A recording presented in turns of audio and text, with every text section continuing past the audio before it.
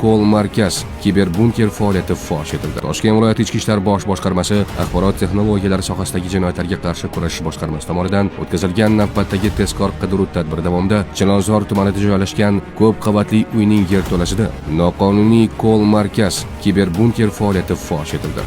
Aniqlanishicha, Andijon viloyatida yashovchi 1994-yilda tug'ilgan Muqaddam Jinoyat kodeksining 168-moddasi bilan 2 marotaba sudlangan shaxs va uning sheriklari fuqarolarga qo'ng'iroq qilib, ularni go'yoki Uzum Market savdo ilovasining yutuqli o'yini g'olibi bo'lgani haqida yolg'on ma'lumotlar bergan.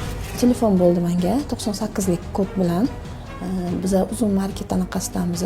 Sizning anaqangiz, raqamingiz, baxtli raqam anaqasida o'ynalibdi. Sizga 800 minglik limit ajratildi. Limitingiz bor.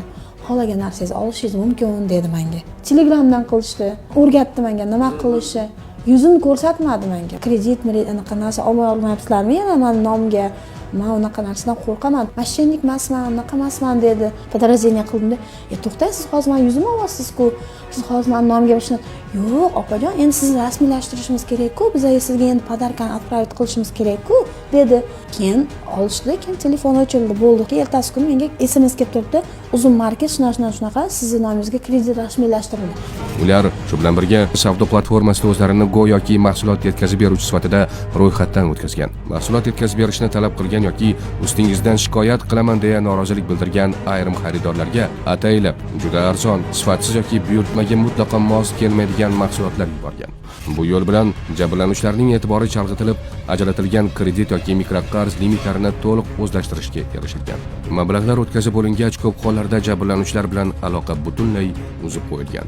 Tekshiruvlar davomida Al-Hikma Ilm, Aksiya Tech Shop va Grand Book MCHlar orqali Chilonzor tumanida tashkil etilgan kiberbunkerda 16 nafar operator faoliyat yuritgani, ular ijtimoiy tarmoqlardagi soxta onlayn do'konlar nomidan yuzlab fuqarolarga qo'ng'iroq qilib, dastlabki tergovga qadar 50 nafar fuqaroning 200 million so'mdan ortiq mablag'larini noqonuniy yo'l bilan o'zlashtirgani aniqlandi. Tezkor tadbir davomida 22 ta kompyuter jamlanmasi, mobil telefonlar, SIM kartalar, bank plastik kartalari hamda 2,5 ming nafardan ortiq fuqarolarning to'liq qayd etilgan shaxsiy va moliyaviy ma'lumotlari ro'yxatlari ashyoviy dalil sifatida rasmiylashtirilib olindi.